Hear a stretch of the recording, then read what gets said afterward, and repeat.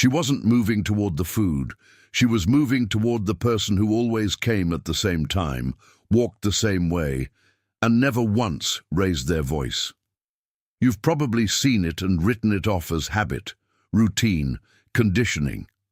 But what researchers discovered when they actually studied how cattle recognize and respond to individual humans doesn't fit neatly into any of those explanations. Your cow doesn't see you as a farmer. She doesn't see you as an owner. She sees something far more specific than that, and the way she responds to you every single day is proof that something is happening inside that massive, quiet head that most people never stop to consider. The first thing you need to understand is that she already knows which one you are, not in a vague, general sense, not just familiar human. Studies from the University of Northampton and follow-up behavioral research have shown that cattle can distinguish between individual human faces, even in photographs. They don't need motion. They don't need smell. They can see your face and know it's you before you've taken another step. But it's not just visual. Cattle build what researchers call a multisensory profile of the people they interact with. Your footstep rhythm, the particular cadence of your voice, the way you move your hands, the speed of your approach. She has been quietly logging all of it every day, building a detailed portrait of you that she can pull from in under a second. Here's what most people don't realize. She started building that profile long before you thought she was paying attention. You thought you were just doing chores. She was taking notes, and what she does with that profile tells you everything. When cattle researchers at Cambridge studied how cows respond to familiar versus unfamiliar humans, they found something that changed the framing of the entire conversation. A cow's heart rate, cortisol levels, and behavioral responses shifted measurably depending on who was approaching, not just whether it was a human or not, but which specific human. A familiar, gentle handler produced a physiological calm that a stranger simply couldn't replicate, regardless of how still or quiet that stranger was. She doesn't just tolerate you. Her nervous system has been calibrated to you specifically. Your presence isn't neutral, it's regulatory. Think about that for a moment. You walk into the pasture and something biological shifts inside her, not because you bring food, not because you represent safety in an abstract sense, because you, specifically, have a history with her nervous system that took time and repetition to build, and that history has a physical effect on her body every single time you show up. That's not habit. That's something closer to trust. But trust in a prey animal is not the same as trust in a dog, and this is where most people miss the whole story. Cattle are prey animals. That's not a label. It's a complete architecture. Their entire perceptual system, the speed at which they process threat, the radius of their flight zone, the direction their eyes face, all of it was built by millions of years of being hunted. Large animals approaching them from above meant danger. Fast movement meant run. Unpredictable behavior from anything bigger than them meant potential death. You are larger than her in terms of presence. You move differently than any other animal she encounters. You reach toward her, make sounds she's never heard in any ancestral memory, and ask her to stand still while you do things she cannot predict. Every single interaction you have with her runs directly against the threat detection system she was born with. And yet, she stands. Behavioral researchers who study the human-cattle bond point to something they call trust inversion.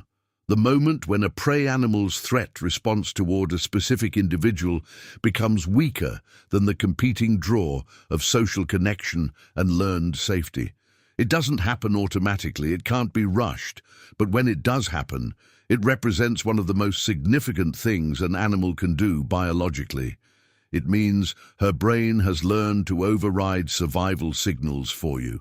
When she lets you walk up to her without shifting her weight, without positioning for an exit, without her flight zone contracting, that's not submission. That's her nervous system voting for you over millions of years of evolution, saying otherwise. There's more. And this part tends to stop people cold. Cows remember, not in a simple association sense, but in a way that carries emotional weight. Research published in Applied Animal Behavior Science found that cattle not only remember individual humans over extended periods, but retain the emotional valence of those interactions.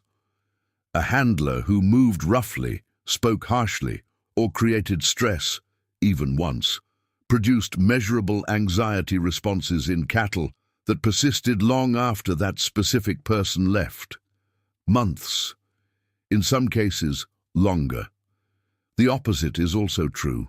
A person who moved calmly, who approached predictably, who never created sudden pressure, that person became a walking signal of safety that the cow's body recognized faster than conscious thought. She is not keeping a mental ledger. It's more involuntary than that, and more honest.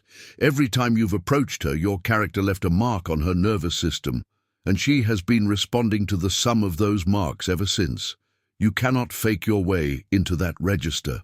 No amount of gentleness on a single day overwrites the cumulative data her body has been collecting. The record she keeps on you is built in real time, continuously, and it's more accurate than most people are comfortable with. Which leads to the part of this that's hardest to sit with. She communicates with you, not in the ways we usually mean, not in anything that maps neatly onto language. But cattle have a sophisticated repertoire of postural signals, vocalizations, ear positions, and behavioral cues that they use constantly with each other and extend deliberately toward the humans they're bonded with. A low, soft moo directed toward you when you arrive is not random vocalization. It's a contact call, the same sound cattle use to locate and signal to familiar members of their social group across a field. She is, in the only terms available to her, checking in with you, acknowledging that you're there, placing you in her social map for the day when she orients her body toward you without moving closer, just turning, just holding her attention on you. She's doing something cattle do with trusted companions. Proximity without pressure. Watching without tension. It's a posture that in cattle society means, I know you're there and I'm not worried about it. That's not indifference. That's comfort expressed in the only grammar she has. And the ear. Cattle researchers have identified specific ear positions correlated to emotional states, and a relaxed, forward ear position in the presence of a specific human, particularly one tilted slightly in your direction, is consistently associated with positive anticipation. She's not waiting for the feed bucket. She's responding to the fact that it's you holding it.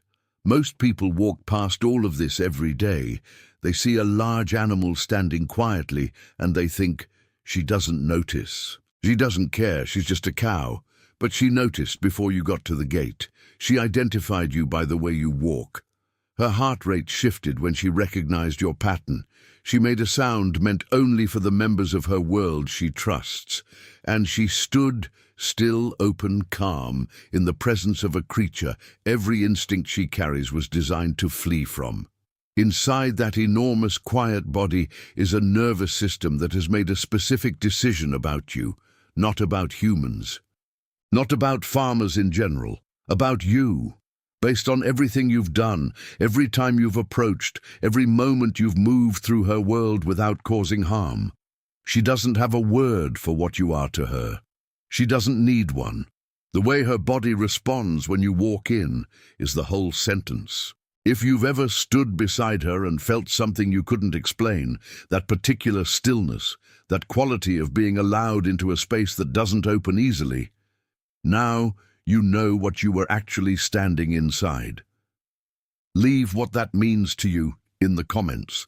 Some things are worth saying out loud, are worth